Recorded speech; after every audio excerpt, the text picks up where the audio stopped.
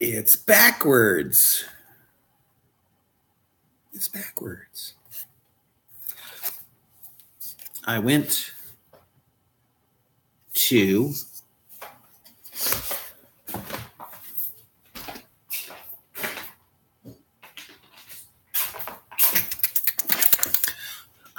a beer garden here in Berkeley, a beer garden on Gilman. And you want to know something? That place has got the best chile in the world. It's made out of beer. And it is so friggin' good that I thought I would eat it on video and then try to read my latest novel I wrote called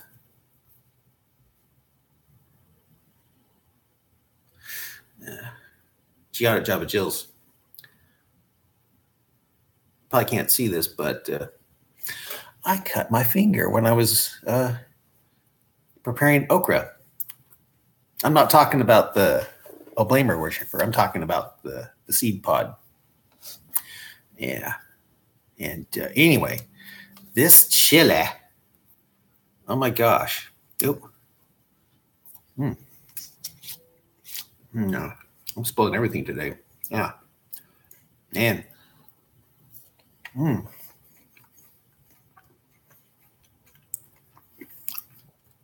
going to try to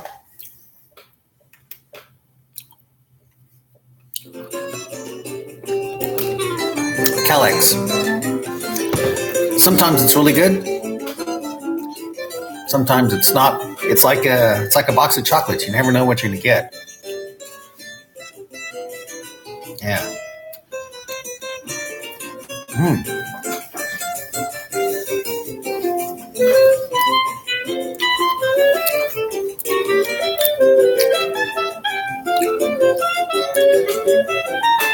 I'm going to take 20 milligrams of THC in the form of hybrid edible and see how it affects my reading.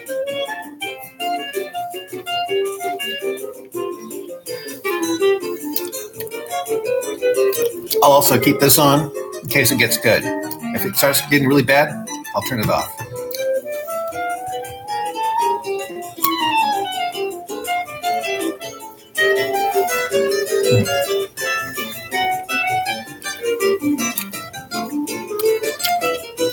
This chili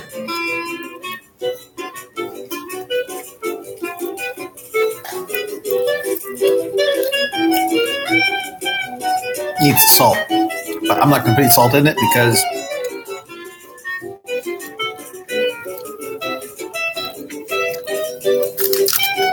I don't want high blood pressure again, which it was a few weeks ago. It almost killed me.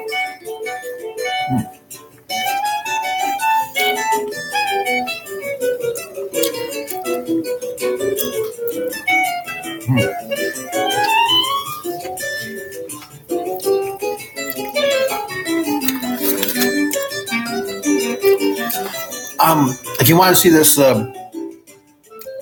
want me to see me reading my novel, you gotta skip ahead. Don't see me eating, because if it means I'm eating, then I'm not reading my novel.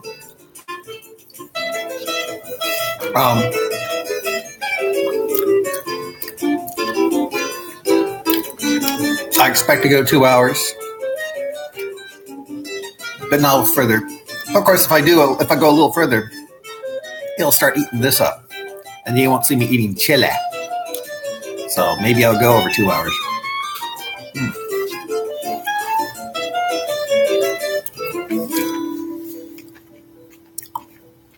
The novel I wrote is a science fiction. It's basically a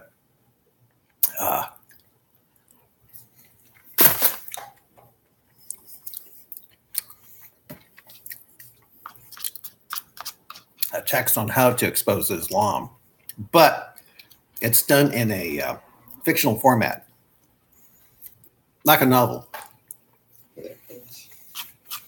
Sorry about technical difficulty there. Before that, I started it almost a year ago. a couple seconds too long of silence. We heard the Coro Ensemble of New York. It's about a cute girl who Well, brings down Islam because it's a Brazilian she's a cute girl. expatriate living in New York. That piece was Kochi Chanda, I managed to get a lot of a brand new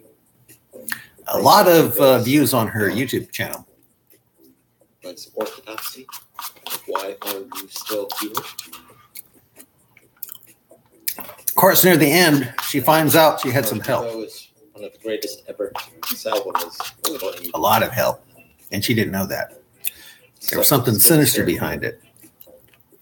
And let's see, the rest of it's from Shahab. And that's where the science fiction kicks in. Before that, we get Clark Hutchinson. Off of Free to Be Stoned, we heard improvisation on a modal scale. And before that, we heard 3 hours superlative programming from your friend of mine. Well, Thanks, come on. I am QBX. Here with you for the next 3 hours. I've had a lot better. Adequate. A lot better.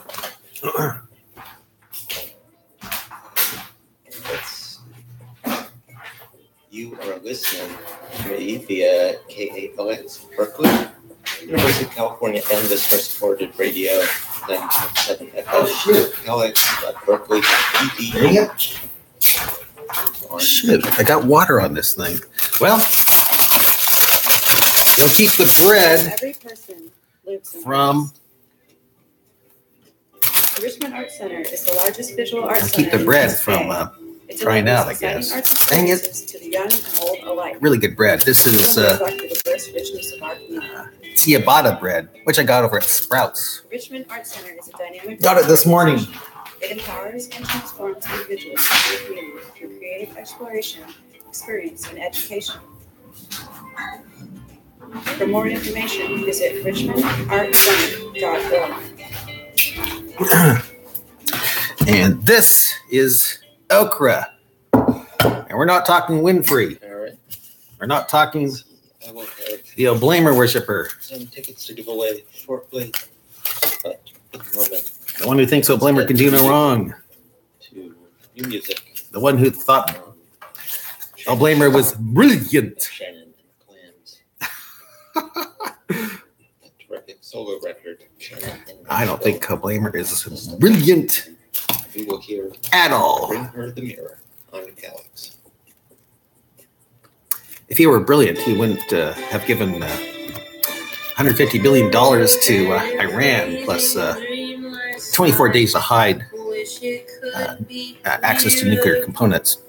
Unless it was something creepy to make Iran into a nuclear power. And they have blamed Trump for treason. Oblamer gave aid and comfort to our enemy, Iran.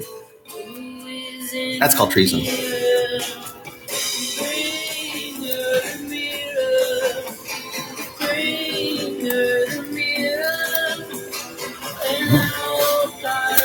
Treason in my book.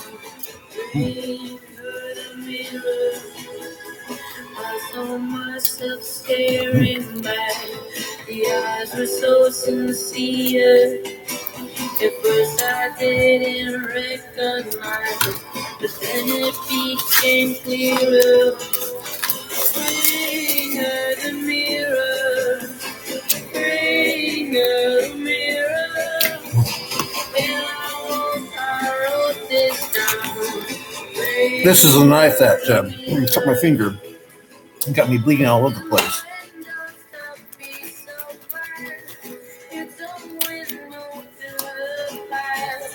Please don't turn away too fast or you might lose it. Or maybe maybe I have missed the point to tell myself I got a choice.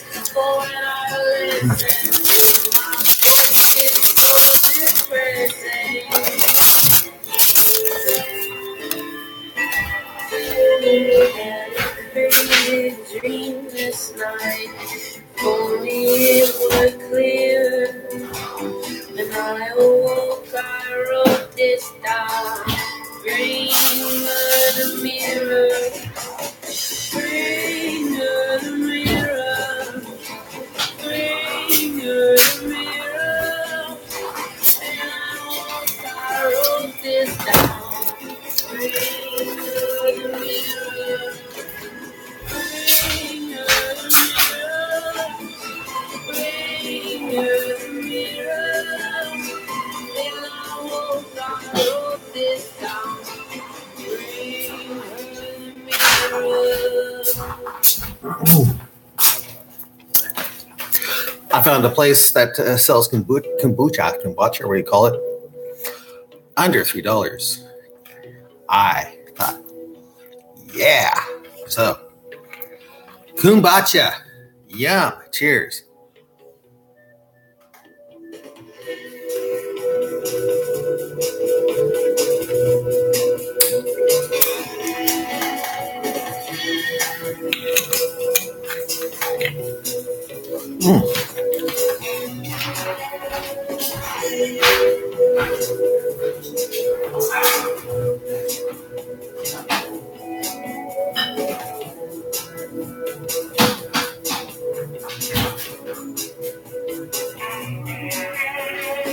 If you should be born in California, that's where I'm not the first to know. You're probably thinking, why is this guy eating okra?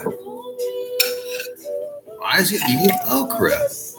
Slimy. Look at that slimy okra. Slime.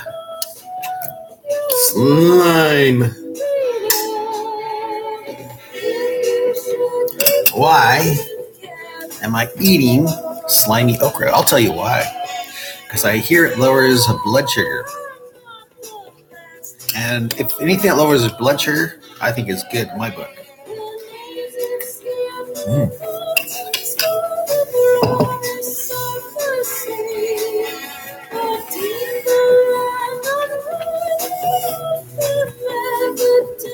No salt, just boiled okra. That's all it is.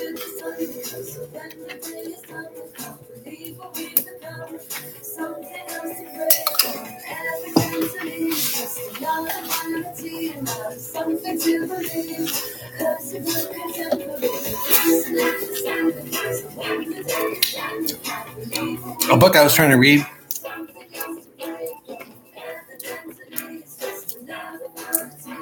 I picked it up at one of these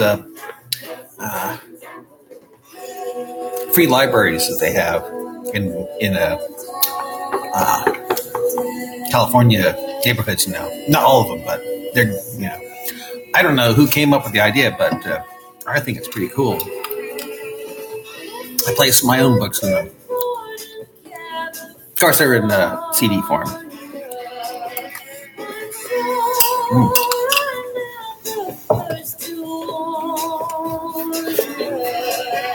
It's about some horny girl. The novel that you're going to be sitting through if I actually go through with this. It's about a horny girl. But she's a Christian, so it kind of keeps her at bay. And the guy she dates are Christian. They have a really hard time being Christian with her because she's so dang cute.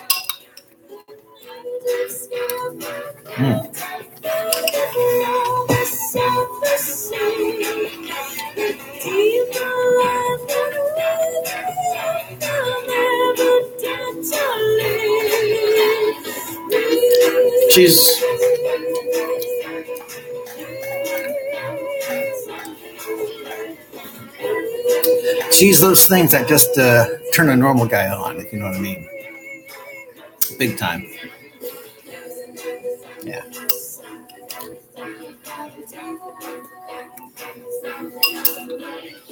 Well, if I met her, I would definitely want her as my girlfriend and wife.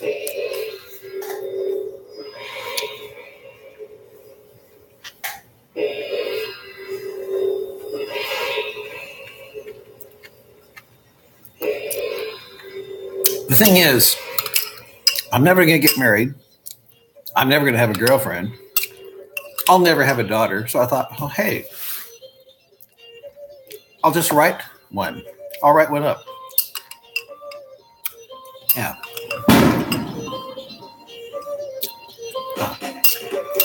The Muslims missed. Nah.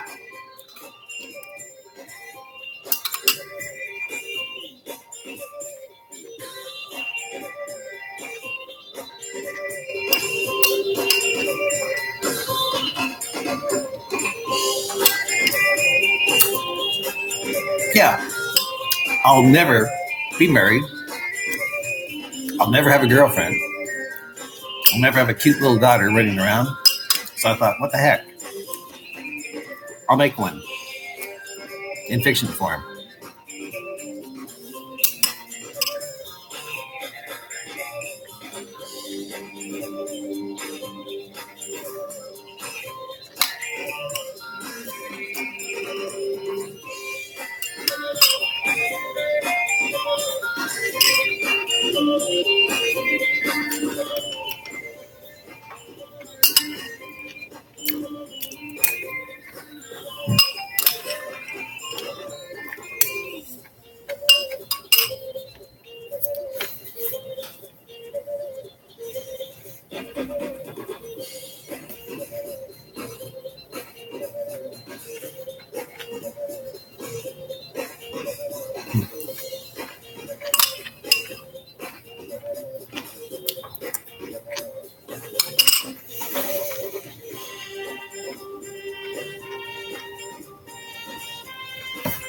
Believe it or not, I came up with the idea of Jihad at Java Jills, also known as the Cyber Crusaders.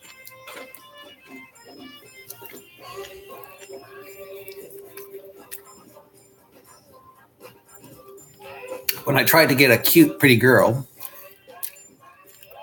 who was my cousin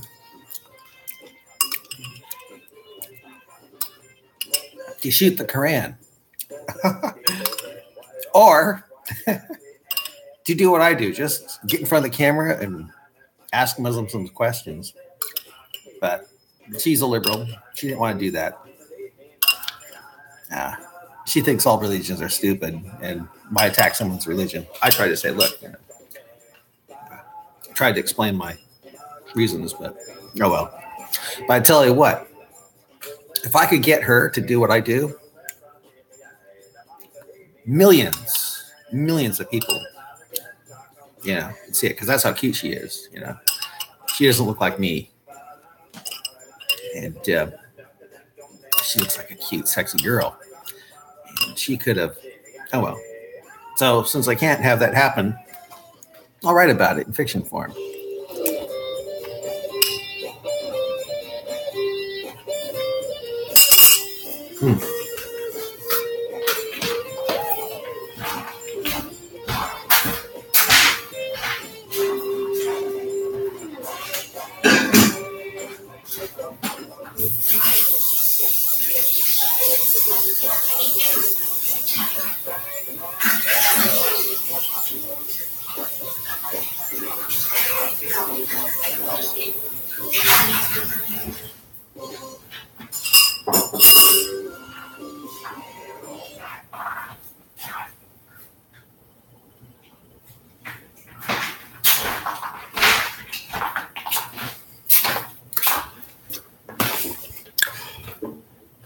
I think that I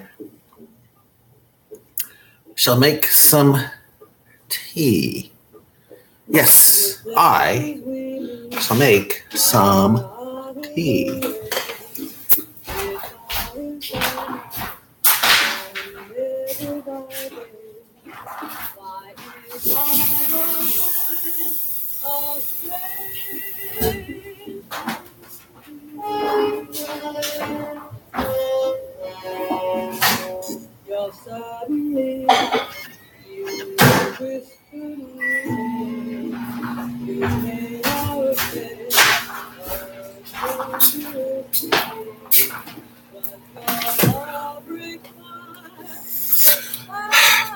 You're probably thinking, tea at 10 in the night.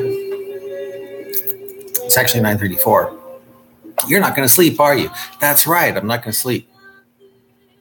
Even though caffeine doesn't keep me awake. It shoots my blood pressure up, makes my heart go faster, but it doesn't keep me awake. Unless I feel like I'm going to have a heart attack or a stroke, and then it keeps me awake. Take some lisinopril. Yeah, that's what happens when you get old. You have to take medication. So, yeah. Comes with the territory. Comes with the territory.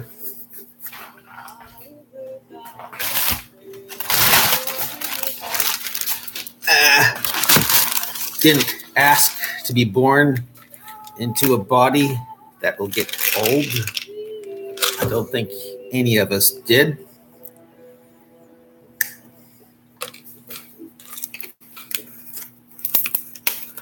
If we did, I guess we asked for what we got here.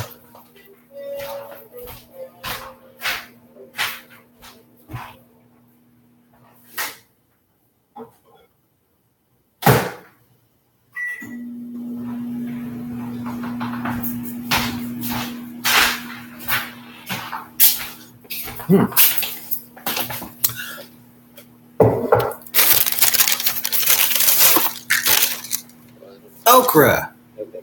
I already had okra. I don't think I need it again. That stinks. God, that stinks.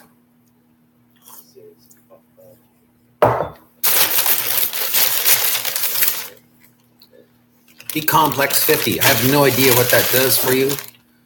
I'm just taking it.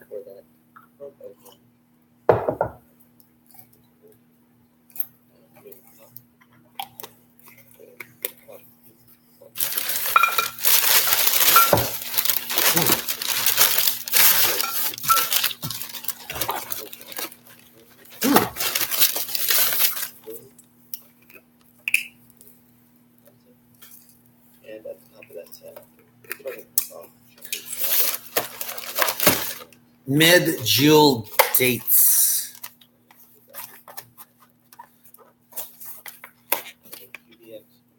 When I was a kid, I would eat California dates. And then I discovered Medjool dates. And I thought, my gosh, I like dates. Of course, I don't like Medjool dates. Actually, I found some more dates. They're just as good. They're from Medina. From the Muslims grow them. And they are, I like them just as much, maybe even better than Medjool. Gosh, they're good. They are fantastic. Fantastic.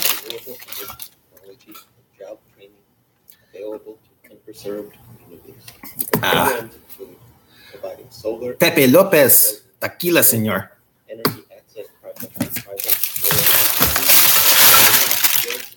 You're probably thinking, what the hell? What the heck is that tequila for? I'll tell you what, I don't brush my teeth. So sometimes when I get stuff in my teeth.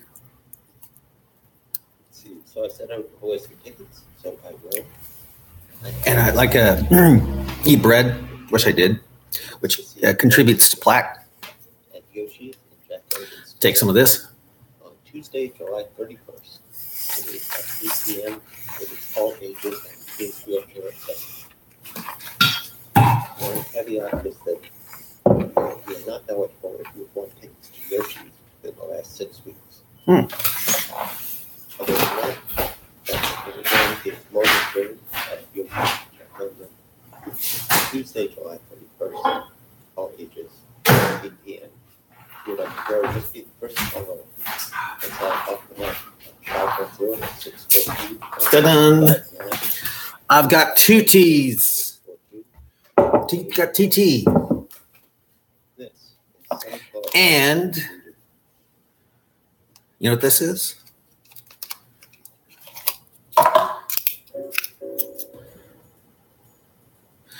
Edibles. I am going to experiment by, you can see I've already experimented before. I took two of these things a couple of nights ago. oh my gosh, I think the THC landed in the sexual part of my brain because I got really horny. And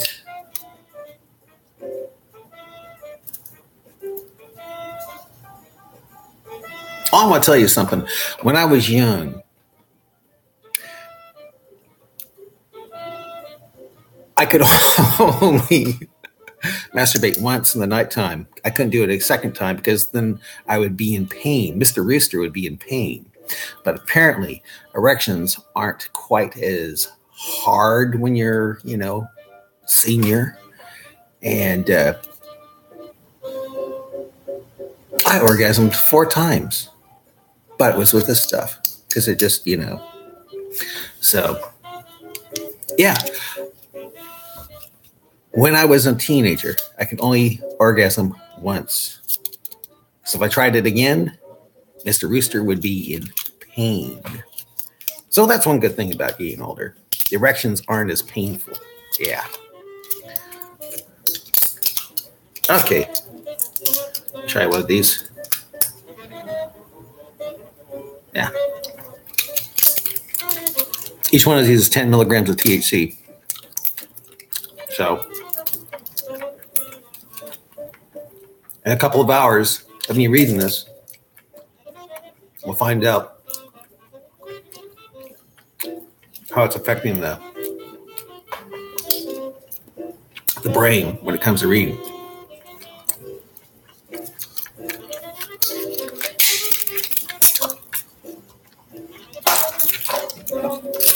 Cheers.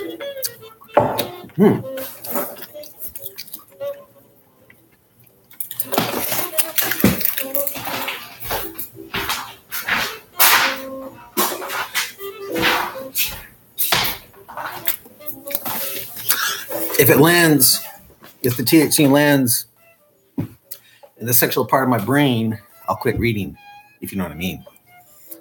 But it doesn't always do that, I've noticed. Of course, I don't experiment with THC all the time.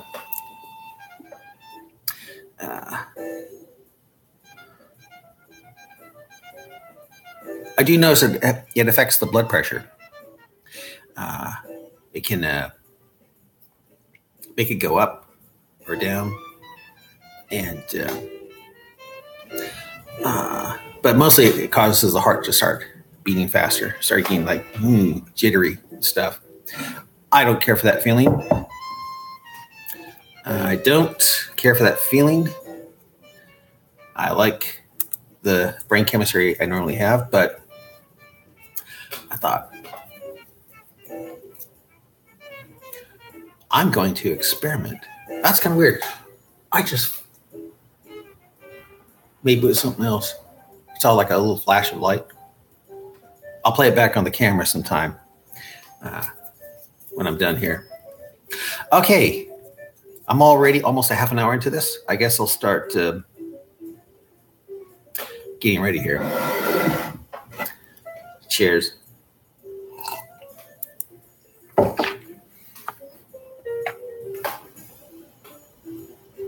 It must be that light. It must be that light that caused that flash. That's what I'm thinking. Okay.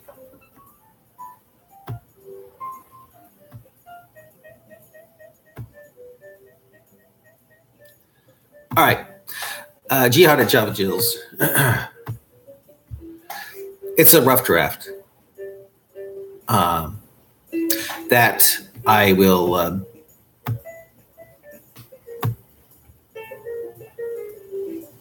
never publish. Not the way it is now.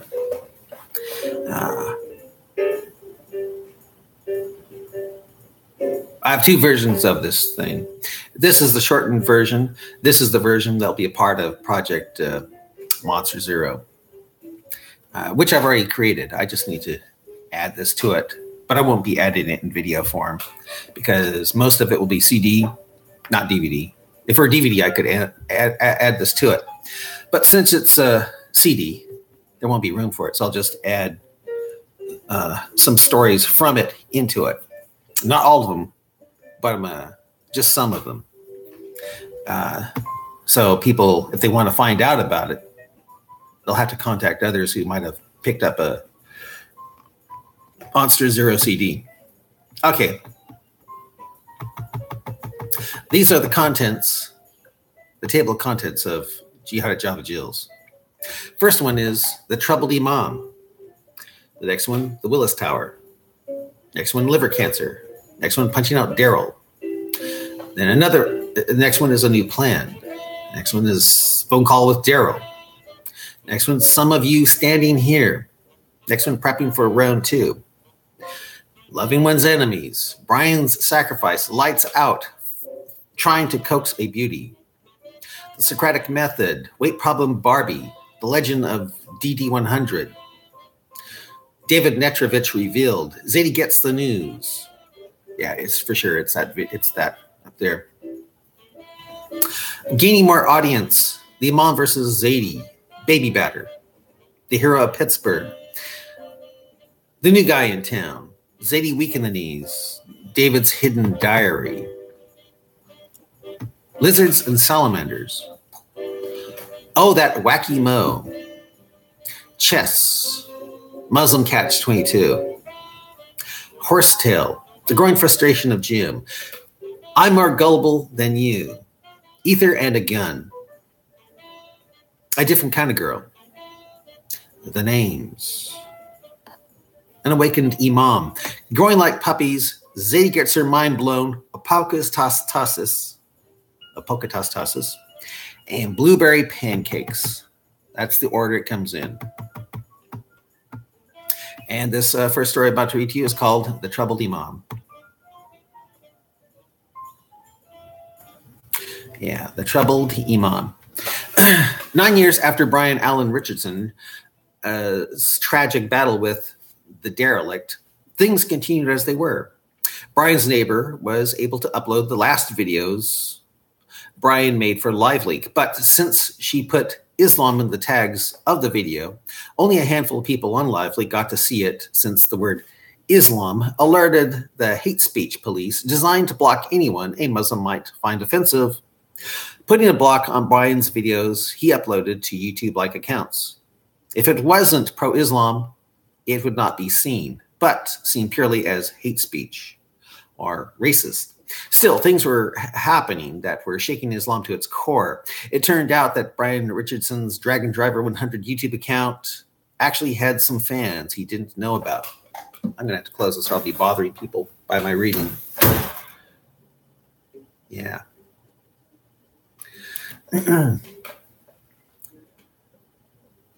It turned out that Brian Richardson's Dragon Driver 100 YouTube account actually had some fans he didn't know about, and 9 years after his death, Islam was being so rocked that an imam felt he should say something about the current problem Cyber Crusaders had brought about. Not has brought about, but had brought about. Bad English. Okay. Yeah. I want to tell you something. If I see something stupid that doesn't make sense, is grammatically out, when I'm trying to when I'm doing the narrating, I'll have to stop it. I don't care if my characters have bad grammar, but I shouldn't have bad grammar. Yeah.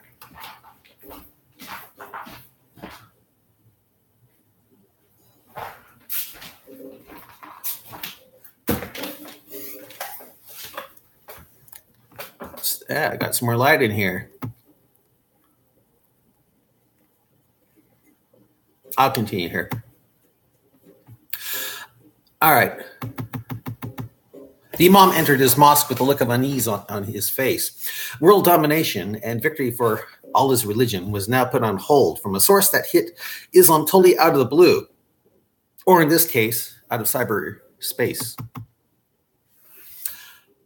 After the washing of the nose out 3 times to remove what was taught by the founder of Islam, Muhammad, to be a sleeping Satan in the nose's upper interior, and after having one's rump up in the air for afternoon salat prayer, the Imam gave his congregation the grim news that Islam was now being rocked hard by a young, pretty white female on YouTube, that a girl who was famous for just having a camera on her and saying harmless, fluffy stuff was now causing millions of brothers in the faith of Allah's apostle to leave Islam just by putting a camera on such an angelic face and asking questions like, "Oh, Muslim, did you know that Muhammad said that if you eat 7 agile dates in the morning, you'll be protected all day from both magic and poison?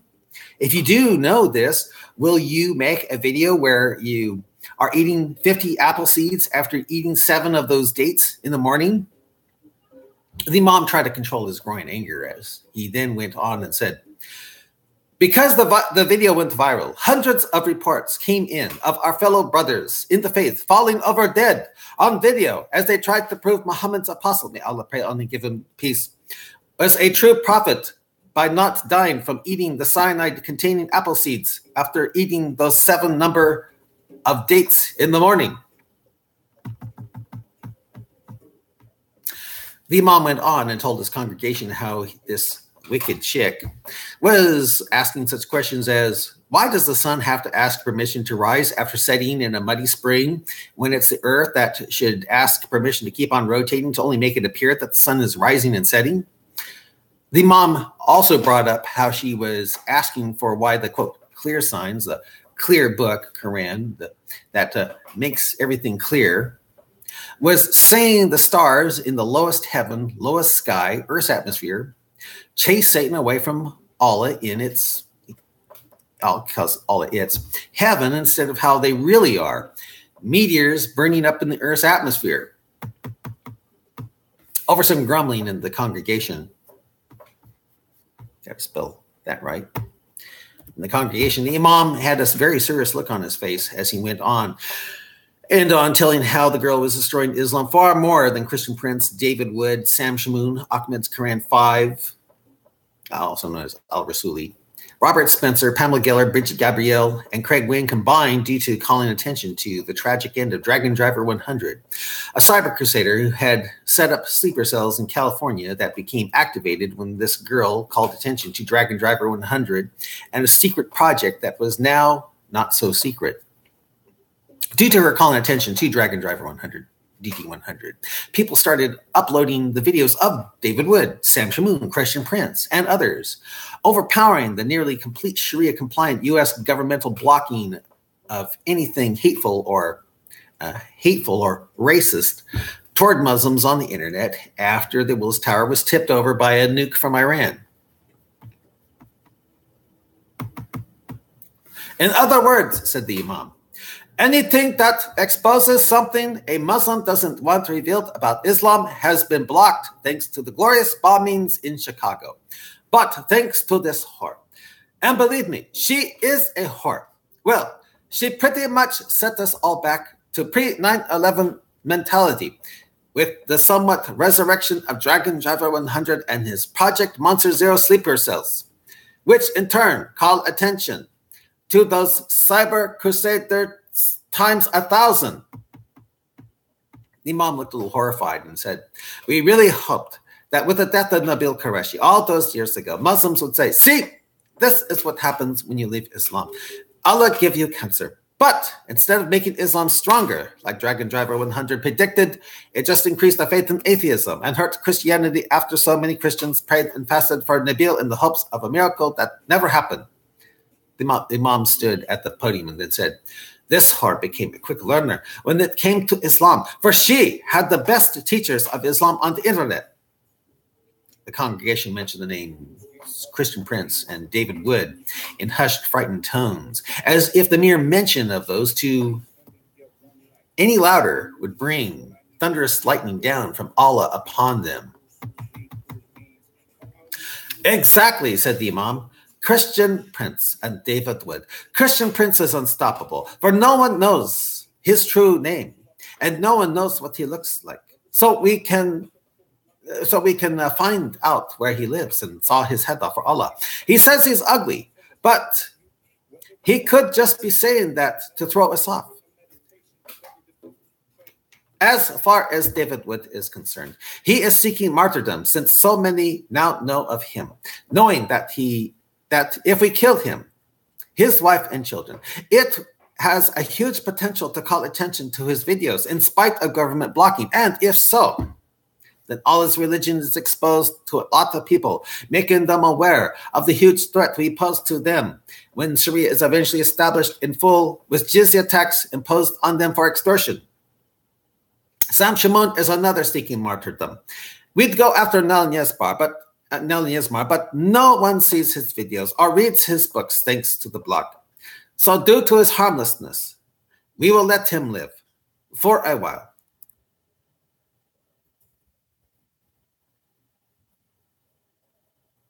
As for this whore, guess what? We not only know her name, we know where she lives and where she works. Her name is Zadie Saunders, but goes by the handle on YouTube as Christian Princess, being that she's a huge Christian Prince fan. Although she claims to be a Christian, she is currently working as a bikini barista on the outskirts of Las Vegas. In other words, she is a complete sitting duck for us to avenge Allah's apostle. May Allah pray on him and give him peace. For her blasphemous revelations, I have called up the brothers in Las Vegas area to have her life ended very soon. After they have fun with her, according to the first part of Quran 424, that allows us to marry infidel women and girls. No longer will her mischief be tolerated in the land, and certainly not in cyberspace. Her successful evil is coming to an end, Allah willing.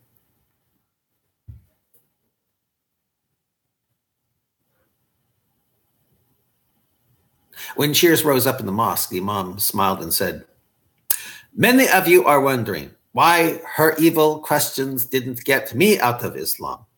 You are probably wondering, why is he still Imam? Why is he still Sheikh and not Shaken? That I can tell you. Because I am a strong believer that the things we observe aren't as they appear. Remember, Allah is the best of deceivers. I mean, just because the earth looks like it is round and rotating from space, just because it looks like the earth is not on the back of a giant fish with giant space goats on top of it, or just because it looks like we are never blood clots like Muhammad's apostle, may Allah pray and give him praise, teaches in Sahih, sound hadith. Not even for 40 seconds, let alone for 40 days, are we blood clots as embryos.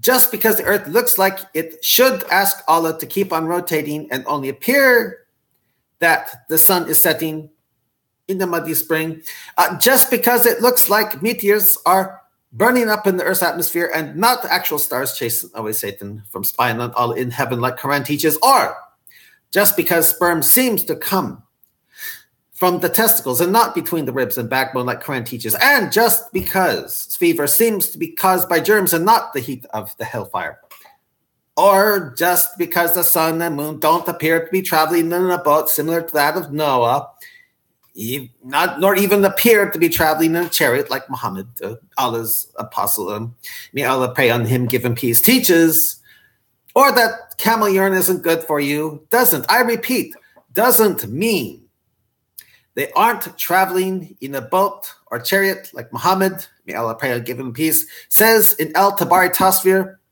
commentary. Again, Allah could be just making it look like the sun isn't setting in a muddy spring somewhere, when we know Allah damn well that it is like Quran says, that it is like Quran says, setting in a muddy spring, setting somewhere in the west, that Quran says Zulkarnain, who many take as Alexander the Great, but can't be because Mr. Great was a bisexual pagan, not Muslim. Well, Mr. Karnain, walked so far west, he came and found the sun setting in the muddy spring, screamed the Imam with wild fury in his eyes. Imam went on and said, Muhammad, may Allah pray and give him peace, said, when Ibrahim was tossed into the fire, all the beasts of the earth tried to save him from the fire, to put the fire out, except for the house lizard or the salamander. which, according to Muhammad, may Allah pray and give him peace, blew on the fire to make it worse for Ibrahim. If Muhammad, may Allah pray and give him peace, said it, then it happened no matter how much the damn kafar infidels ask where the gigantic, huge stampede must have come from for having all the animals, the beasts of the earth, trying to put the fire out. We kill lizards and salamanders because Allah's apostle, may Allah pray and give him peace, is right and not insane like infidels claim he was. We know we will be greatly rewarded by Allah subhanahu for killing the house lizard, salamander, for it or their blowing on the fire to make things worse for Prophet Ibrahim, not better. I mean, if Quran teaches there is a huge wall between two mountains, keep out trillions and trillions of Gog and Magog people, then by Allah, there is a huge molten metal wall somewhere on earth, big and powerful enough to hold back trillions and trillions of Gog and Magog people. I say trillions because we are over 2 billion in numbers so far, and the Gog and Magog people are to outnumber us slaves of Allah 100 to 1, yet be defeated by us when they finally break through that so far giant invisible molten metal wall Alexander the Great, Zulkarnain, built to protect a people too stupid to understand human speech. Okay, maybe not trillions and trillions of Gog and Magog people, but 200 billion of Gog and Magog people in the least. Believe me, they are out there. Gog and Magog people are out there, somewhere, on the earth, behind a wall. We just need to find them. Allah is just hiding them. And the giant molten metal wall that holds such a huge sea of evil humanity back from us. Infidels just love to ask, well, where is that wall? Where is that wall? Where are those billions and billions of Gog and Magog people? Answer? Hidden, you filthy kafar. Oh, and then they just love to bring up the surah called the ant. They just love to bring that surah up. All thanks to that whore on YouTube. Zadie Sanders, that Zadie Sanders whore with a growing butt and breasts. Hey, what of it, huh? What of it? What of it? Quran has ants talking like the ants in the movie Ants. Is that so hard to believe? It has ants speaking like little people through sound waves and not chemical odors like infidel scientists claim ants communicate with. If Quran teaches that ants communicate through speech and not odors, then by Allah, we believe it. Ants communicate through speech and not odors. If it contradicts infidel scientists, then it contradicts infidel scientists. We have to be logical about this, oh Allah's slaves. If infidel scientists are right, then that means there are at least 22 different ant odors. An ant has to personally squirt out of its ass or wherever to spell out to other ants the sentence, "O ant, get thee to thy dwelling places so that ye are not crushed by Solomon and his troops as they perceived not." This is proof that ants talk like little humans to even say such a complex sentence. Or again, O slave of Allah, O best of people on the earth. That is a lot of chemical odors an ant has to squirt out of its ass, or whatever. A lot of chemicals to come up with to warn its fellow ants of the existential threat Solomon and his troops pose to them with their giant feet. If infidel scientists are so smart and right about odors that ants communicate with, then we have to come down to their level. We have to come down to their level and ask them, well, you dirty kafir, pig, dog, you dirty kafir, dog, pig, what does the name of word for Solomon smell like, huh? What does such a name or word smell like to an ant that will make them think of the great king and prophet Solomon?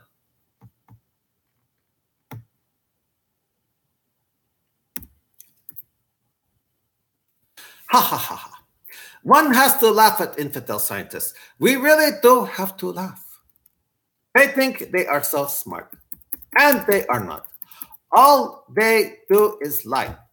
They try to say the earth. All they do is lie. They try to say the earth is 4 billion years old. I kid you not, 4 billion years old. When according to the Quran, the earth is actually created in 4,000 years or 40,000 years, being that a day to Allah is 1,000 years or 10,000 years of what we count. I know, Allah created the sun on the fourth day, meaning the earth with its plants, plant life and fertile things, was in dark for 4,000 years or 40,000 years. But, O slave of Allah, Allah is so powerful. Allah only has to say be, and it is. See how much time do I have left here?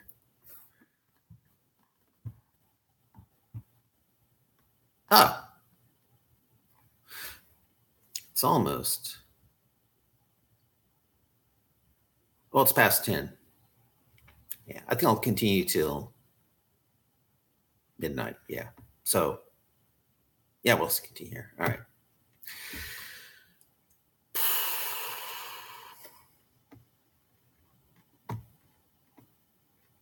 All right. After some moments to calm down with deep breathing as his congregation cheered his passion, the Imam said,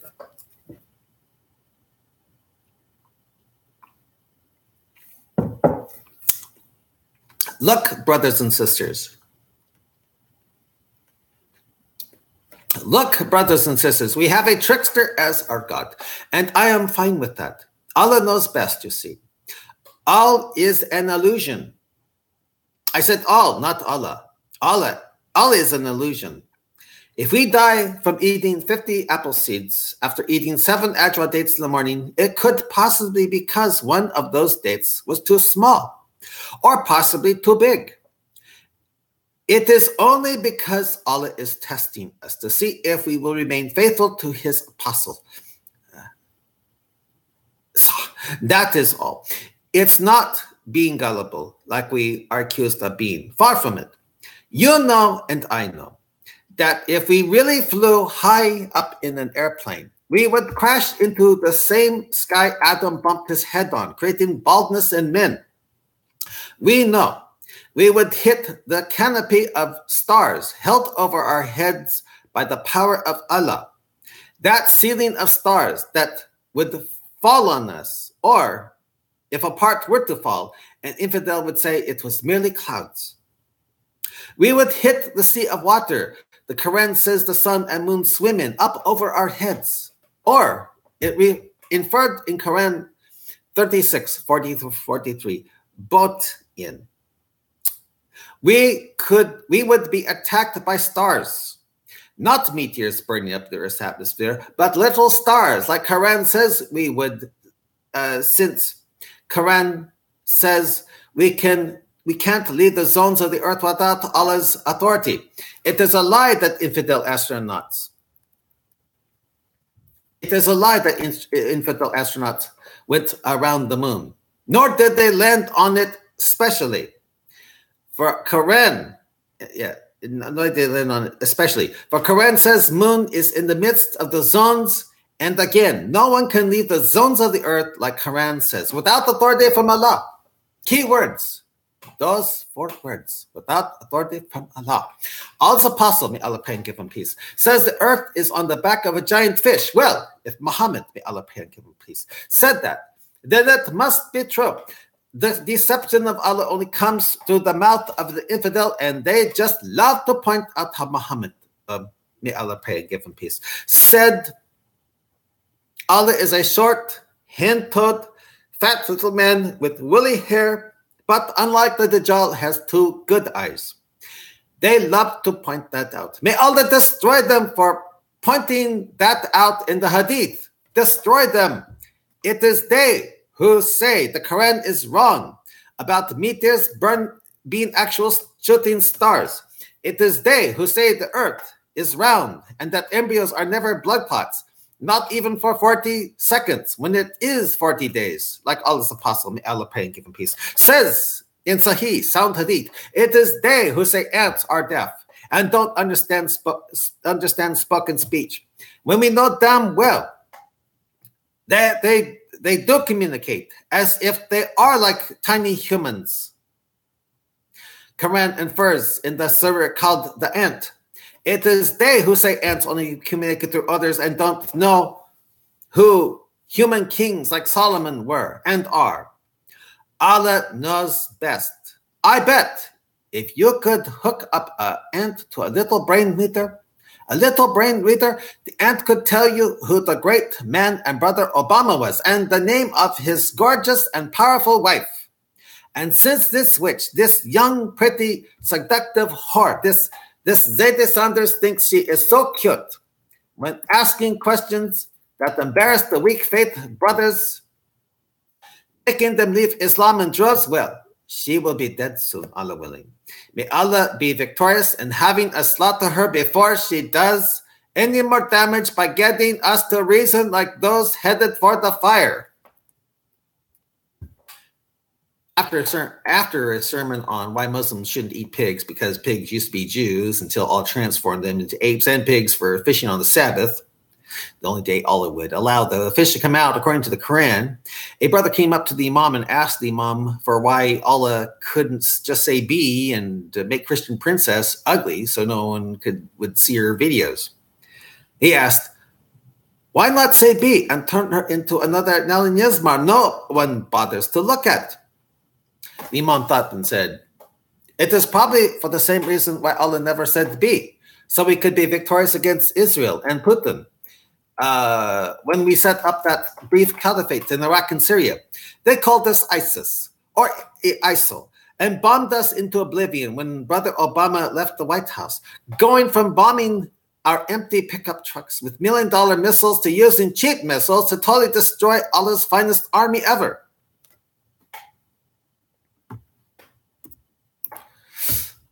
You see, it's because Allah loves to test us, even though Allah knows best to the point of having us someday either be in paradise or the fire.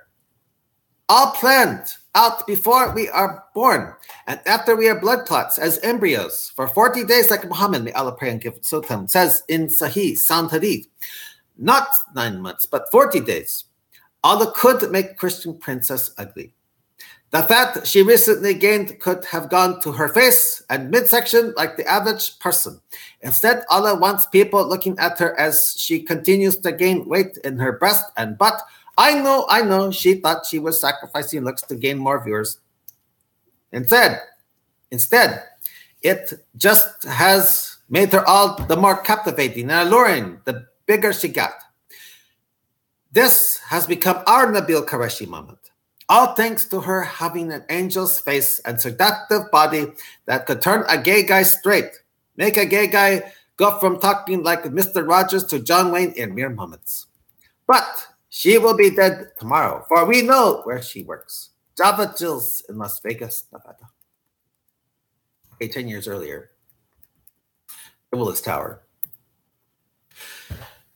It was a late afternoon. Let's see how much time. Let's see here. Oh, I've been at this for almost an hour. Okay, now the Willis Tower. All right. It was a late afternoon in downtown Chicago, an hour before 5. Being that it was the late fall, the sun was beginning to set. Down in the city, 2 rental vans driving close to each other split off and began heading in different directions. One was making its way to the John Hancock building, the other to the Sears Tower, now known as the Willis Tower. A few minutes after the split in direction, those in the Willis Tower were suddenly surprised when everything around them was surrounded by an incredible bright light that was incredibly hot. When they turned in the direction of the bright flash, they were met with flying glass and a huge explosive blast. Those not blinded by flying glass and the bright flash due to being behind the walls of office cubicles were able to get up and observe the John Hancock building, not only completely engulfed in fire, but tipping to the side next to a glowing mushroom cloud. Before the Hancock building roared down into the city below, taking out whatever survived the nuclear detonation, the driver of the van was parked at the bottom of the Willis Tower, shouting Allahu Akbars as he watched the growing mushroom cloud from the area of where the Hancock building used to stand. This is what we wanted in 1993 at the Twin Towers, he smiled as he reached for his lever to detonate his bomb. Right when he recited Quran 911 to end it all with a shout of Allah is greater, right after pressing the button, bullets from a policeman began to smash through his window in a desperate attempt to stop him from doing the same. No, it should be right after pressing the button. Yeah, right when he recited Quran 911 to end it all with a shout of Allah is greater, right before, not after, before pressing the button, bullets from a policeman began to smash through his window in a desperate attempt to stop him from doing the same.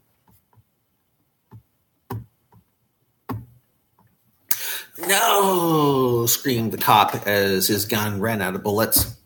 Blood was pouring out of the jihadi's chest and arm, but he was still conscious. All it did was stop him from reciting, "They kill and are killed in Allah's cause."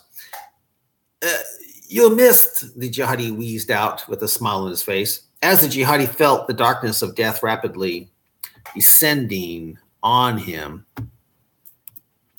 As the cop's bullets drained the blood out of him, he was too weak to shout out Allah is greater, but able to whisper it instead and press the button.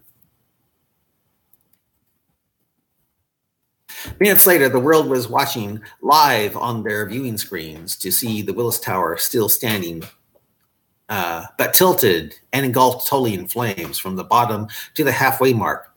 The nukes the jihadis had bought from Iran was not as strong as the one that toppled the Hancock building, but due to the tilt and the flames, no one would be able to escape it without jumping or making it to the top and rescued by a helicopter before the flames got them or the building snapped from the head and tipped over.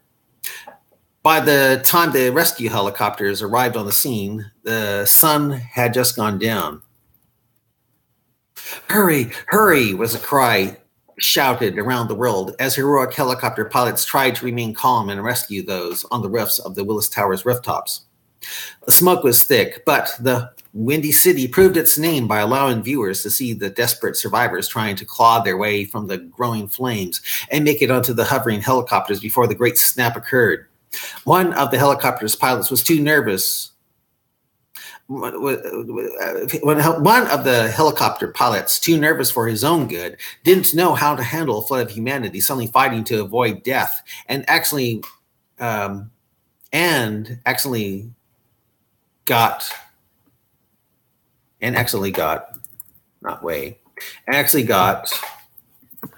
way too close to the building, taking out what was left of windows before smashing and exploding into the wall. The fall of the helicopter onto the second roof was just onto the roof was just enough of a jar to cause the snap, and with it, having the huge burning Willis Tower not only snap off its foundation, but to actually perform a reverse Twin Towers collapse. Not from the top down, like with the towers of 9/11, like 9/11/01, but from the bottom up, creating a giant burning monster of death as it seemed to slide and walk through Chicago, getting smaller with each step, getting shorter, yet more destructive as it went down at an angle, spreading fire and death to those below. Those on the very top rode it down in the direction of a building several hundred yards in front of them.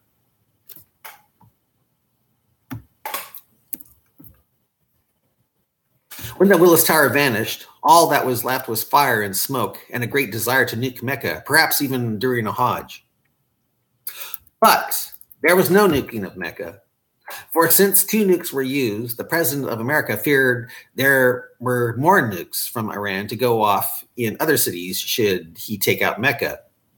There was talk of nuking Iran, but the mullahs of Iran pleaded innocence since they didn't know the nukes they sold to Sunni Muslim terrorists would actually be reassembled in Chicago for such a dastardly act.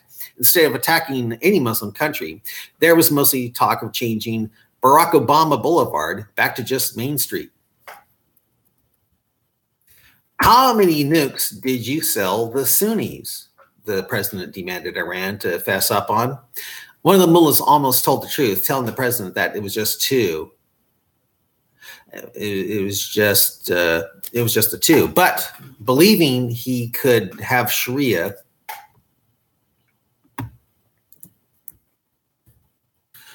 imposed on the great Satan if he said 10,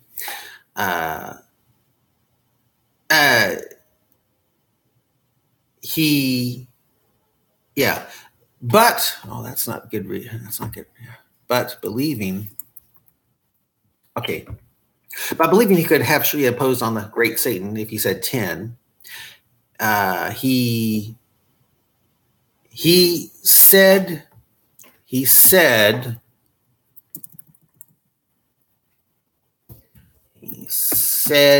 he sold the Caliphate 12 nuclear devices.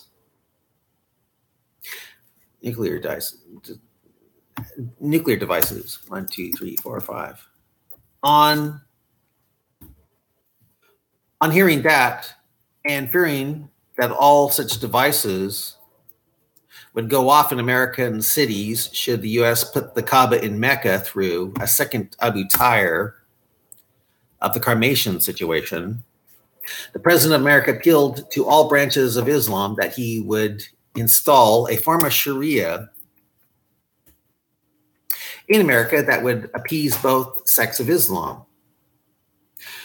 Removal of all material off the internet that slanders the Holy Prophet of Islam was the main demand of all the world's Muslim leaders. Remove all material off the internet that slanders the Holy Prophet of Islam was the main demand of all the world's Muslim leaders. Remove anything that Muslims find offensive was another demand. With that, websites such as YouTube and LiveLeak began to put blocks on those who put videos that made fun of Muhammad. Not only did the Muslims win a big one by making it so anti-Islam videos couldn't be seen on the internet, there was now a big push to make it hate speech for anyone who would claim the attack in Chicago was caused by Muslims. To blame it on Jews or Christians was what the Muslims aimed for and what they were able to get. Instead of Muslims, the narrative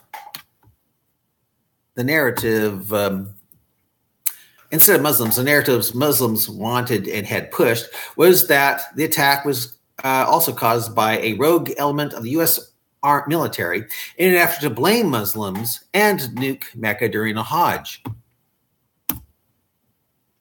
Since no one seemed keen about doing a reverse Sharia law where only non-Muslims could own guns and kill Muslims without the fear of penalty, gun banning on everyone, along with the push for hate speech at those who tried to expose Islam, began to grow stronger in both the House and Senate. Yeah. Fearing that a nuke may go off in Washington, D.C., the president became an Ahmadi Muslim, since he didn't want to offend either Sunni or Shiite Muslims should he become a Sunni or Shiite. Besides, of all the sects of Islam there were now, Ahmadi Islam seemed to be the most peaceful. The liberals celebrated as guns from gun owners were removed by the government by having gun owners either imprisoned or paying stiff fines for not turning in their guns. They talked of going down shooting if their guns were confiscated, but they turned them in, mostly, without shooting a bullet.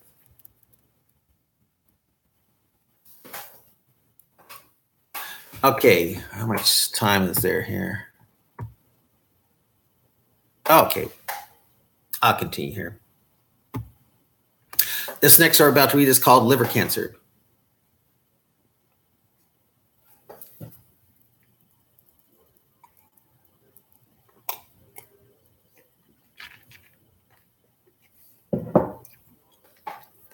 Got something. Mr. Brian Richardson paced about in the waiting room to get the news about why his liver was feeling strange again 30 plus years after being exposed to hepatitis B, when he literally shared bodily fluids with a machine, a plasma donation machine to be exact, one that should have been cleaned extra carefully for those donating their plasma to help burn victims, but alas, was not cleaned properly. Cancer, said the doctor. Brian tried to put on a brave face at the news, but felt tears come instead.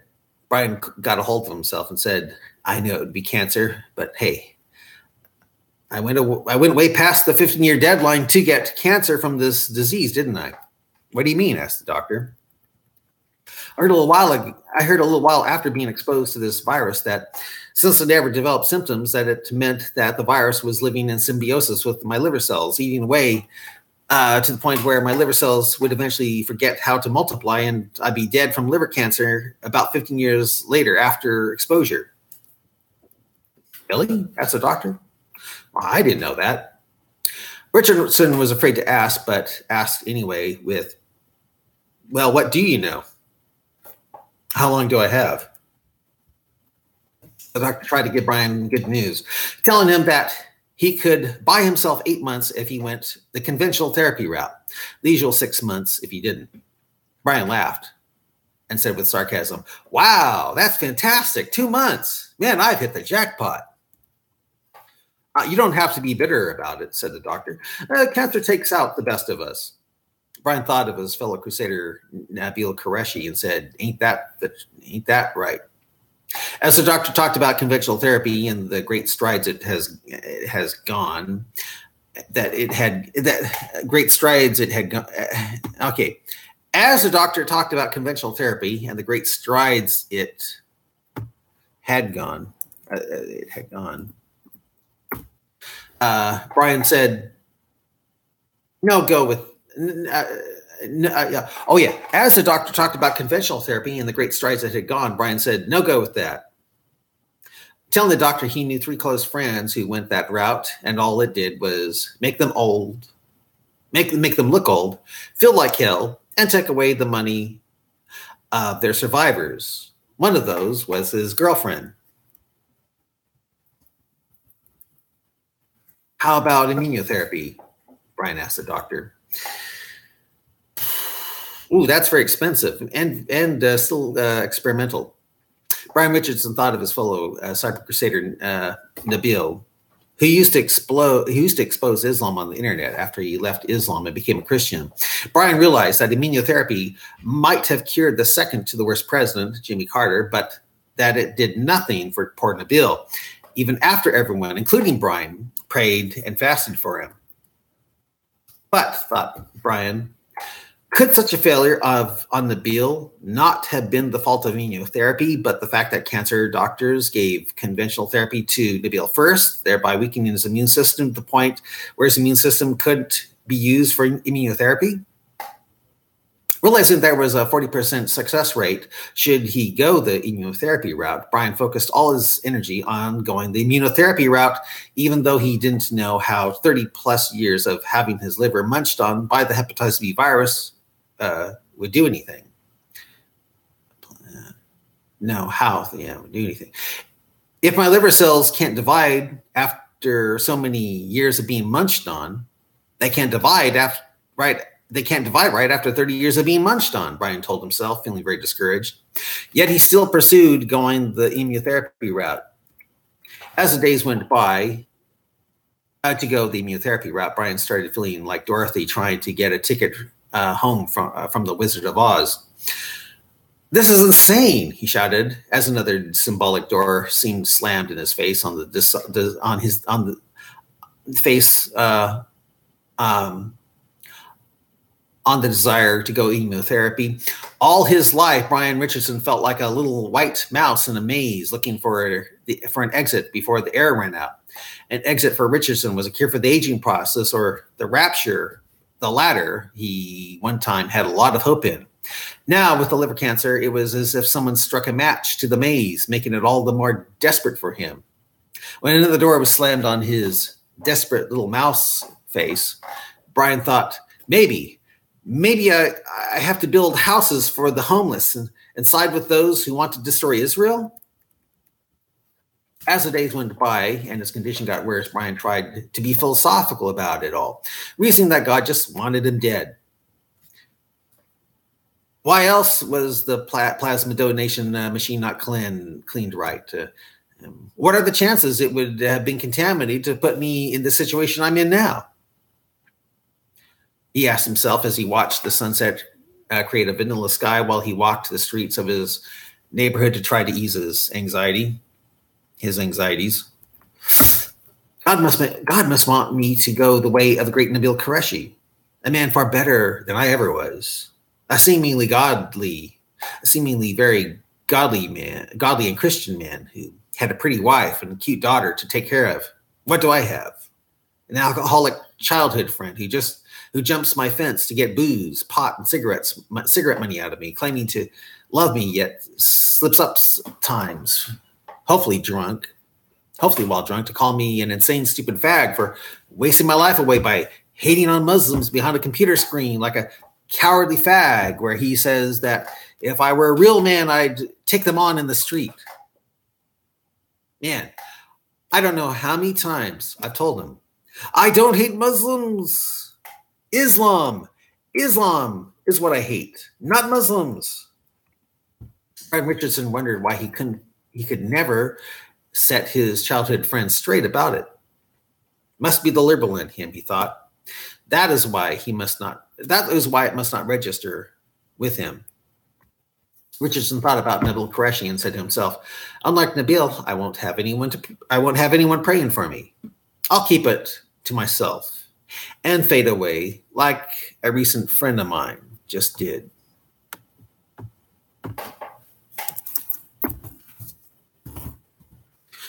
Days later, Brian gave up on any kind of therapy and instead decided to make cannabis butter out of pot plants. His boozer buddy was angry at the idea, telling him he should only use pot to get blaze by smoking it. Don't you dare use my pot plants for edibles, said his boozer buddy with anger over the idea. I bought those plants from your friend, so they're mine, said Richardson. Yeah, but I let you use my food stamp card, so I paid you back. What about all the beer and food I gave you without food stamps? Yeah, about the money from my inheritance, The question didn't seem to register. Brian's boozer buddy just said, pot should be smoked, man, not eaten. Some days later, Brian paced about in his old parents' house, wondering what he should do with all the money they left him. Most of the inheritance went to him since his sister used most of it to keep her family together. Should I buy a Harley? I'll possibly be dead before it makes me go deaf, Brian thought. Should I give it all? Should I give it all away to Christian Prince and David Wood, even though there seems to be now a block on their YouTube videos as well, since the Muslims nuked Chicago? He wondered as well. Should I take up skydiving after letting mentally challenged guys fold my parachutes? Oh, no. I think I'll save that sort of stuff for later when I have nearly nothing in the bank. The idea finally came to Brian. He would spend about $5,000 on blank DVDs and burn nothing but Christian Prince, David Wood, Sam Shamoon, Pamela Geller, Robert Spencer, Nell Yesmar, Craig Wynn, and Ahmed's Quran 5 videos on them. Anyone who had a video that was excellent exposing Islam, he would add to it.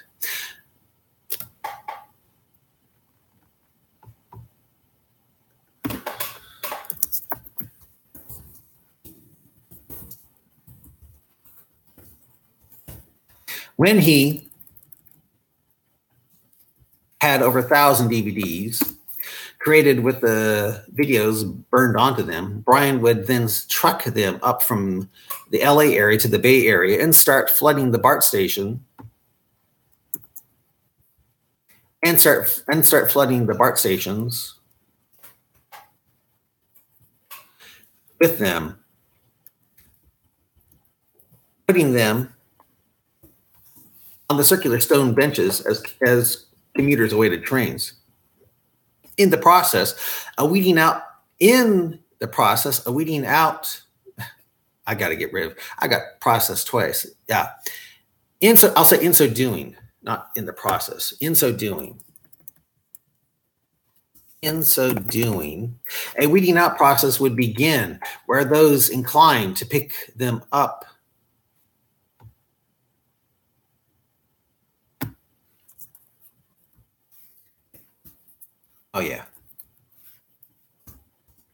In so doing, a weeding out process would begin where those inclined to pick them up might also be willing to check them out in old laptops that could still play discs.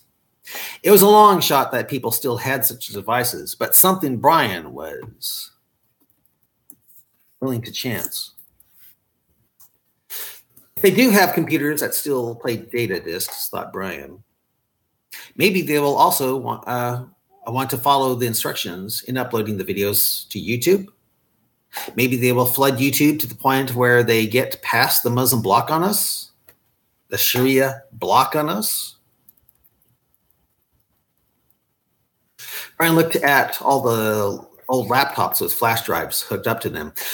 Just about all were making whirring sounds as they laser burned away data onto the disks.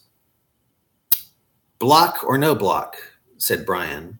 Such a flooding of digital data disks, digital disk data on just how badly Islam blows it with science and ethics just might go viral and help to bring down Islam before America goes the way of Europe. It'll be my swan song, he said to himself. The last thing I ever do. Brian thought further and said, instead of traveling and dying in Paris in the springtime, I will try to possibly become famous with this. In the process, maybe a Muslim who doesn't study it, just hears about it, will come and saw my head off before the cancer becomes unbearable to the point where the pot no longer works for me. I will continue to keep my terminal liver cancer diagnosis to myself, so that just might happen. And with that, Brian Richardson got to work. Richardson bought 15 old used laptops that were hardly worth a thing. The 15 added to the ones he had, pushing the number up to 20. One old laptop looked exactly like his first laptop, making him a bit misty-eyed as it brought back memories of potential. It didn't last long, breaking down after burning 5 CDs, yet he didn't trash it because of the nostalgic value to it.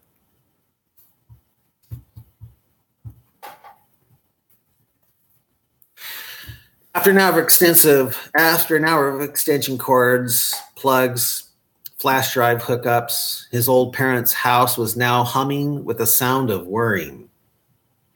Music to my ears, said Brian as he went about putting in and removing DVDs or CDs from the laptops.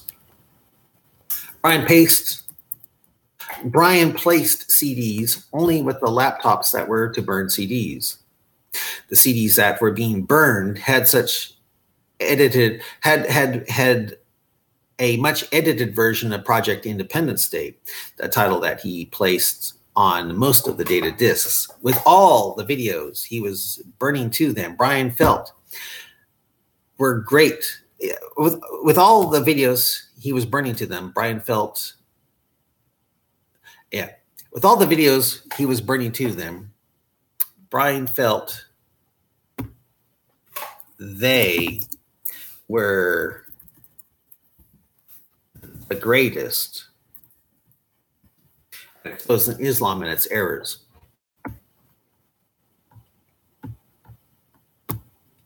When Brian had 1,000 of them, he drove from his place in LA to the BART station BART train stations of San Francisco, not getting out of the station, but riding the trains from station to station, dropping off DVDs on benches.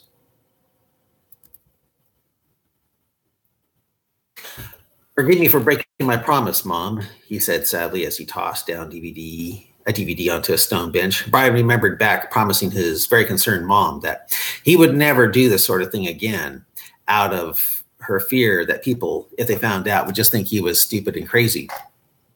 Am I stupid and crazy for doing this? I could be trying to talk with French girls in Paris now, he thought, playing something out like a typical French movie, since I am an old, worthless man dying of cancer. Very French movie, I think. After a week of acting like an Easter bunny, using much of his inheritance to stay in nice hotels that looked out of the Bay Area, Brian returned home and got on the net, going to YouTube to see if there were more of his fellow Cyber Crusaders' faces in thumbnail form with account handles different from the ones he was familiar with. Would there be more Christian Prince and David Wood? He wondered. Brian got his answer. No one had uploaded anything he tossed down. Did they even play them? With that, he decided to make more, giving them the title Project Independence Day, yet again being that the science fiction movie Independence Day was about destroying very evil aliens using a computer virus after it was uploaded to the alien mothership. But again, after another trip up to the Bay Area, doing the exact same thing, still nothing. Am I in hell? Brian wondered. Do I just not understand human psychology? Am I the only one who plays mysterious CDs and old videotapes he finds tossed out on the side of the road, or what I'd find on BART trains? Brian remembered hooking up old videotapes he found shattered on the side of the road back in the 90s. The videotape would be blowing around, and he'd play it. He noticed, though, that most of it was porn, and some of it he wished he never saw. After playing a strip of videotape spliced into a cassette, he always had to take it to have the video heads cleaned. Still, it later gave him inspiration to create the project Messages from the Edge of Earth, which, in a way, he still had hopes of activating should Project Independence Day be activated as well. For one thing, Project Independence Day mentioned his old project, Messages from the Edge of Earth. Messages from the Edge of Earth wasn't to alert people to the threat Islam posed, but if the instructions were to be carried out, it would show how the situation in Iraq seemed to go along great with Bible prophecy, such as Jeremiah 15:51 to be exact, along with Habakkuk 1 and 2. But, like always, he just wasted his time and risked making him look stupid and insane, like his mom worried about. Am I insane? He wondered.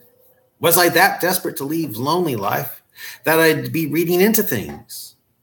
Brian realized, much too late in life, that the Bible really seems to be right on when Apostle Paul says something like, "Where there are prophecies, they shall fail, for we know in part, and we prophesy in part."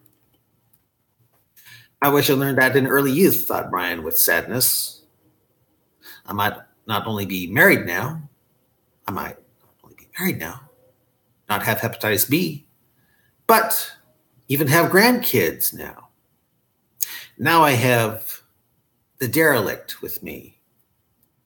Brian still had thousands of blank DVDs taking up space. He decided to try BART stations one last time. This time, instead of having Project Independence Day Sharpie penned on the data discs, he'd have the name come up with when played in a computer. On the discs themselves, he'd have Aloha Snack Bar written on them. This should do it, he thought. But the very next day, as he was haunting BART stations yet again, he noticed that the digital BART information bulletins that told of oncoming train destinations kept on telling commuters to be on the lookout for suspicious packages or activity. Brian kind of enjoyed the fact that his art was finally being noticed, but soon feared that security was just being flooded with his DVDs, where they would only end up in landfills. With despair, he headed back to LA with thousands of DVDs containing Cyber Crusader videos he no longer had the energy to put in BART stations. They'll just end up in security as well, since they have Aloha Snack Bar on them. Brian thought of maybe taping into the inside of paper plates and flying them frisbee style from the side of his car window and onto the lawns or of neighborhoods, like he did with messages from the rooftop so many years ago. Thinking that would just flood police stations and have Homeland Security come out and check up on them again, he scratched that idea as well. I'm a failure, was all he could say about himself. I'm a big loser joke. Instead of crying, he burst out laughing. Then he cried, saying, I'm a failure and Islam is going to be victorious. I should have gone to Paris. On his way back to LA, Brian listened to the New Testament on tape, becoming confused as why Jesus would bring up King David eating shewbread as a way to defend himself for healing someone on the Sabbath. Brian thought, why is Christ defending his healing on the Sabbath by putting himself on the level of a murderous adulterer who was possibly bisexual? Brian reasoned that it must have been Jesus' attempt to get the Jews to later kill him for giving such an excuse. Yes, whatever gets the job done, thought Brian. Realizing he was totally done with Project Independence Day, Brian tried to sell back all the old laptops and DVDs that hadn't been burned on yet, but learned that he was stuck with them. No one wanted such junky old computers.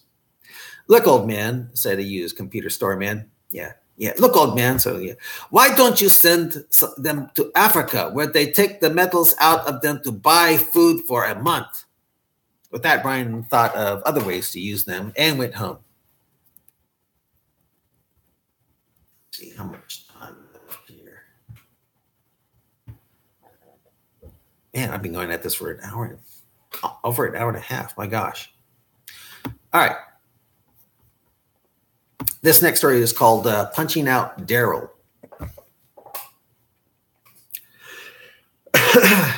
It was nighttime, and Brian decided to try to make one last video for his Dragon Driver 100 YouTube account. By the way, why do I have Dragon Driver 100 in this thing? Because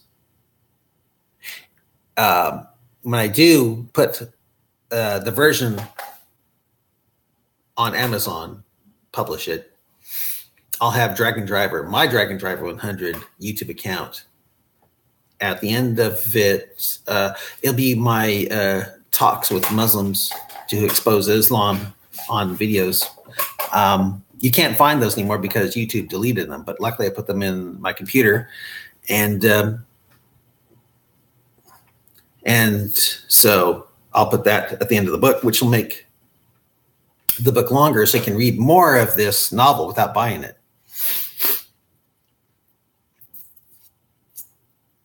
But this version, I'm not going to publish. Not going to do it.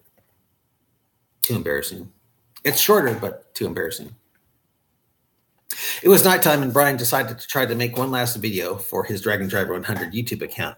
A video hoped would be his swan song, where he would tell what little viewers he had that he would soon disappear into cyber ether and only leave comments on videos, since all he was doing now was recording his face rotting from the passage of time.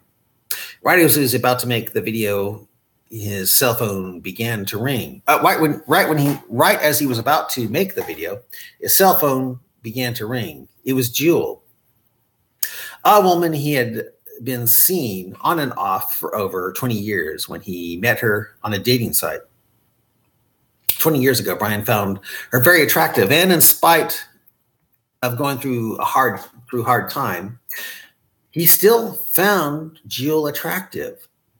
However, the friendship went nowhere, and instead of becoming married or lovers, their version of Christianity only made them into good friends, with Jewel mostly calling Brian to use him as a sounding board to tell him her problems that usually centered on work-related issues and problems with possible boyfriends. Before Brian's cancer diagnosis, he could sit for hours doing a lot of ahas and I sees to let her know that he was listening to her. But due to the terminal cancer diagnosis, and the realization that time was now quickly running out for him. Well, as Jewel went on and on, Brian found himself growing uneasy with the complaints of Jewel. As she went on and on, Brian began to wonder if Jewel ever really loved and cared for him like he did for her. Brian realized it was always he who remembered her birthday, not the other way around. Then, while Jewel was complaining about how she might have turned off a male coworker she was attracted to by not appreciating his humor, causing friction in their workplace, Brian suddenly cut in and asked, "Oh, when is my birthday?" There was a pause. Jewel asked Brian for what that had to do with the subject at hand. "I was just interested to see if you knew when my birthday was. That's all." Jewel paused and said, "Well, when is my birthday?" When Brian gave the correct day for Jewel's birthday, Jewel then said, "Well, I know it's sometime in the winter." With that, Brian hit the hang up button on his cell phone, saying, "It's been nearly 24 years. She should have known my birthday by now. He doesn't care about me at all. Just use me as someone to talk to. I'm like a therapist, only not getting paid for it." Jewel called back and said, "Seems we got cut off." Yeah, said Brian. Before Jewel could go on, Brian said, "You liked me helping you move all those times, didn't you?" "Of course," said Jewel. "And the restaurants. You remember the restaurants I'd take you to. You like those as well, right?" Jewel thought and said, "Yes, but that one restaurant was horrible. Remember the eggplant parmesan was like a dry sponge?" "I do," said Brian. "And it was super expensive as well." Jill said, "Oh, and you remember the Korean restaurant you took me to where the meat was nothing but white, meaning it was all gristle? Being that it was gristle?" "Right. And it was, right. And it was expensive too." "Yeah. And then I cooked for you to show you how I could do it much better. And, well, it was better, right?" "Oh, anything would be a bit better than that crappy stuff," laughed Jewel. Brian then asked, nearly pleading, "And I was a good cook, wasn't I? I was a good cook, wasn't I?" "Sure, I guess." "And you enjoyed all the times I took you places, didn't you?" "Sure. But remember, you turned down the wrong road and got lost that one time, remember?" "I do," said Brian. And due to the fact that you have claustrophobia, you scream so loud that I think my ears are still ringing from that day. And then, remember, you got out of my car and called 911 to find out the best way to get home because you thought I was stupid for going on that wrong road, even though I was headed in the right direction of home?" asked Brian. "Oh, I remember that," said Jewel. Brian then asked, "And remember the time your claustrophobia was so bad you couldn't get into that EMR machine? And I got in it for you to let you know it wasn't dangerous, but you still wouldn't get into it until they gave you that pill that made you not care if you died or not?" "Oh, I do remember that, sort of." Brian then asked with a monotone in his voice, "You do know when my birthday is, don't you?" Jill thought and then asked, "Why do you ask?" "Well, after 20 years, I thought you'd learn it by now. Of course, I noticed you never call me on my birthday like I call you when it's your birthday. So what does that say about you in my eyes? Any guess?" Jill then said, "Well, I'm just too busy looking for jobs all the time." Brian clicked the off button on his phone again, hanging up on her a second time, feeling mostly sadness. "I wish I did that 24 years ago," said Brian, staring at the street light outside his window. Brian paced about his living room, wondering if he actually did do the right thing by hanging up on her. "When I die, I wonder if she will come to my cremation," Brian wondered. Brian then thought of another female friend of his in his life, a woman named Violet, who managed to talk Brian into giving her nearly $800 when her adopted son ran up a huge cable bill when he secretly saw porn that cost money to see. Violet always said from the very beginning that she would pay Brian back every penny of it when she got the cash back to pay it. But that was over 15 years ago. Brian called Violet up, who, on hearing Brian's voice, began complaining about all the health problems she had run into. When Brian asked about the money he loaned her, Violet responded back with, "Oh, don't you remember? When I got married, you gave that money to me as a wedding gift, remember?" "No," said Brian. "Instead, I gave you one of my books I wrote, remember?" "Which one was that? You have written so many of them." It was the one. It was one of my books on Islam." "Oh, that's right," said Violet. "One of your anti-Muslim videos. I mean books."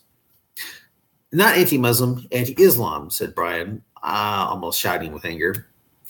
"I don't remember it," said Violet. "And yet," said Brian, "you claim to remember me saying you didn't need to pay me back for the $800 because it was a wedding gift." "Exactly," said Violet.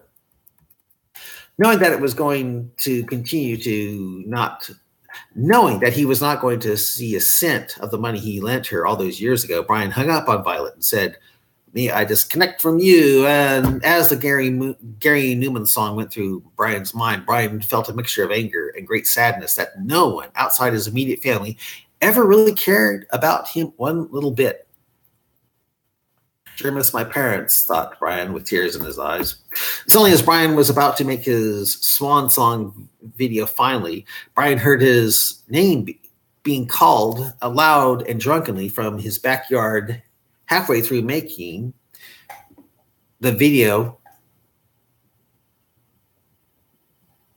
Halfway through making the video, as he talked about the Quran blowing it by stars literally created by Satan to drive away the Satan, when in real life they were meteors burning up the Earth's atmosphere. Hey, like I keep telling you, Daryl, don't call out my name when I'm making anti-Islam videos, please, said Brian, realizing he had told his friend this way more than once. "Whatever," said his friend, still angry that Brian wouldn't come with him and help him pick out a pizza. Brian's friend was the Derelict, a pet name Brian secretly came up with for his boozer friend, who was really called Daryl Blick. Yeah. Not Brain, it's Brian, not Brain. "I could have dropped it," complained Derelict. Brian responded back with, "I told you I didn't want any pizza. That I'm not hungry." "Let me come in, bro," said Daryl. "It's Chicago pizza, your favorite, remember?" "True," said Brian. "It's just that I've never had Chicago pizza in this part of town. And again, I'm not hungry." "Yeah, but you will be," said Daryl, pressing his face against the screen door, making him look strange as he reeked of alcohol. Smelling of a lot of booze coming off his body, Brian was hesitant about letting him in. The word enabler kept on traveling through his mind. "Let me in, it's good pizza," said his friend, growing angrier. "You're drunk," said Brian. "You know the rules." "I swear I'm not drunk, you fag," lied his friend. "I didn't mean that. You know that, don't you?" Yeah, said Brian, getting a bit angry himself. "I love you. Now let me in," said Daryl. "I swear that I'm not drunk. Now open the fucking screen door and let's eat this pizza." Brian thought about it, for he really loved Chicago pizza. "Not drunk, huh? Well, okay." Brian let Derelict come in. Instead of eating a pizza, Brian's friend smiled a cool, calm smile and made himself comfortable on the couch in the room Brian was still planning to make his last video. Brian couldn't tell if it was garlic or booze coming out of his friend, but his friend smelled like an old bum, which he was. "Enabler," Brian told himself. "I'm an enabler." Brian suddenly realized that Daryl complained about being eaten alive by bedbugs at his place and he said, "Daryl, no, you said you had bedbugs. Please go outside." "Fine, man. Chill. You're always uptight. You need to blaze one with me." "I don't want bedbugs," said Brian, growing angry. Don't have any, fag. Quit calling me that.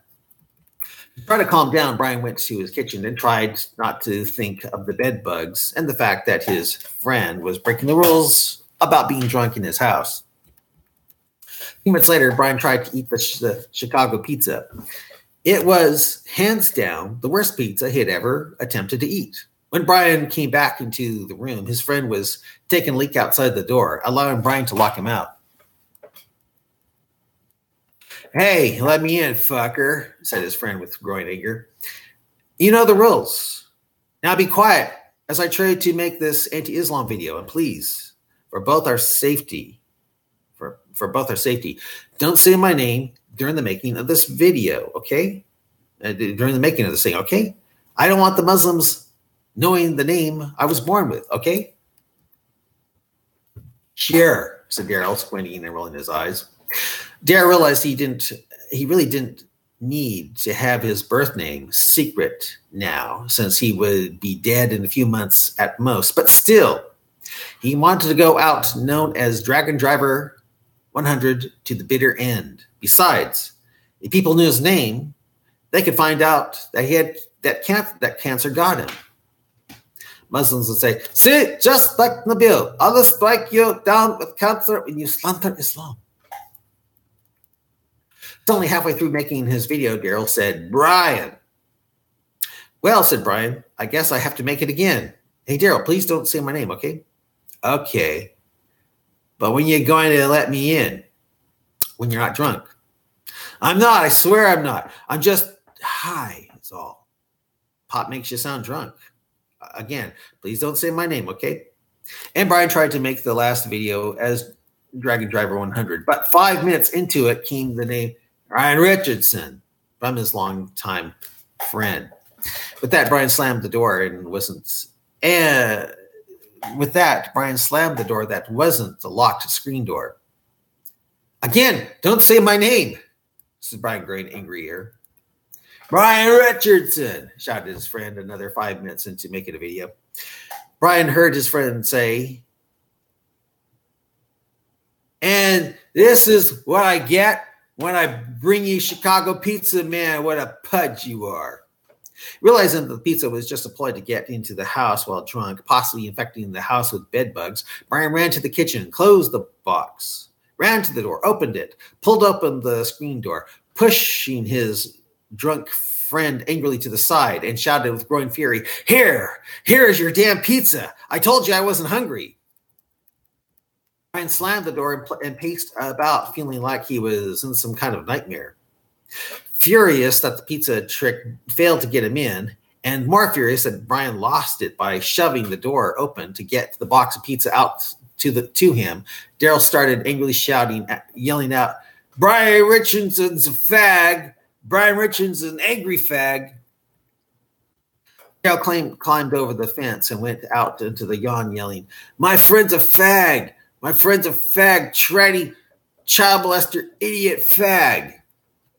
As Brian's old childhood friend continued to shout stuff about his friend that actually wasn't true, Brian thought about Jesus and the shoe bread excuse. He also remembered many times that his friend wanted to fight him out of boredom, telling him that he wanted Brian to sock him in the head with all his might, believing that he could take anything Brian Richardson could dish out on him.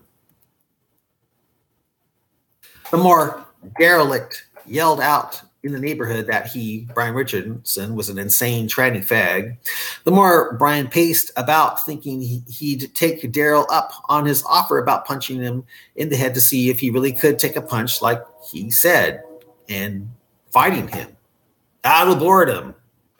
Brian realized that his friend loved to fight, that it made him feel like a man, and that he never lost a fight, even after letting the guy he was fighting get in the first hard punches. Daryl laughed at getting his nose broken and cuts on his head. Although shorter in height compared to Brian, and although having some arthritis for being in his 50s, Daryl was very powerful, claimed to have beaten guys up in prison who tried to queer him. "Could you please leave the premises?" asked Brian. Daryl quit screaming out, "Ryan's a fag," and said, "You know, Brian, What you do with Muslims is insane. Very stupid and insane. You're insane. You know that? Insane. Only fags waste their lives away doing what you do behind a screen hating on Muslims. And what do you have to show for it when you could have gone out and gotten pussy instead? Nothing. You're a complete zero, man. A loser. Trying to be calm, Brian started losing his calm manner when he realized his old friend was really speaking from the heart about him. Hurt, Brian said with growing wildness in his eyes, if I'm so insane, faggy, and stupid to you, hateful to you, then you need to leave such an insane, faggy, stupid, hateful guy like me, don't ya? Make me leave, faggot, said his friend with fury in his eyes. Okay, I'll make you leave, said Brian, walking out the door. Bring it, bitch, said his friend with wild excitement in his eyes, with knowing that he was finally going to be fighting his faggy intellectual childhood friend, actually beating up some guy he secretly thought Brian felt highly superior to. How's this? Shouted Brian, smashing his right fist into the side of Daryl's skull, shattering the bones in his right hand. Is that all you got? Shouted Daryl. Well, said Brian, not feeling the pain yet. How's this? And he spun around and kicked Willard on the side, and kicked Daryl, not Willard, on the side of the face, spinning him around, facing away from him, where Brian then pushed him down and started kicking him, all the time asking, how's this? Neighbors came out to watch the fight, shocked and scared that someone they took as friendly and mild-mannered was doing something like this to his one and only friend. Bill got up and laughed, saying, you know, you hit like a pussy, you kick like one too. What a faggot you are. Bring it, bitch. Well, how's this then? Shouted Brian, jumping up and kicking him again to the side of the face. Ooh, that really hurt, shouted Daryl. No, I lied. You still kick like a pussy. Brian started kicking and using his left hand to attack since the other was numb from being broken. Asking him in each punch or kick, or back kick, how's this? How's that? Smacking and kicking his laughing friend all about the lawn. Dale just continued to laugh. My 8-year-old mom punches harder than you, and she's in a wheelchair, asshole. You don't have a hair on your ass, laughed his friend like a cowboy. Feeling frustrated, Brian backed off from Daryl and went into his house. Hey, come back. Make me leave. Make me leave, faggot. I'm still here. Come back, you cowardly faggot. I let you get in your shots. Now it's my turn. I'll have you out cold with one punch. Come back, you cowardly faggot. Why don't you come and fight like a man instead of a cowardly faggot? It was then that Brian decided to call the cops. Brian thought his friend left, but found out later that his friend went over the fence in the backyard to pull up Brian's pot plants he was planning on using as painkillers for his cancer since he was allergic to morphine, making him feel as if he was underwater and encased in suffocating plastic. With morphine, it was lungs? What are lungs for?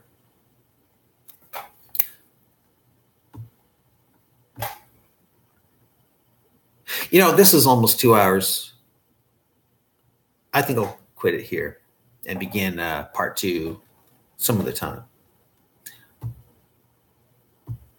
Bye.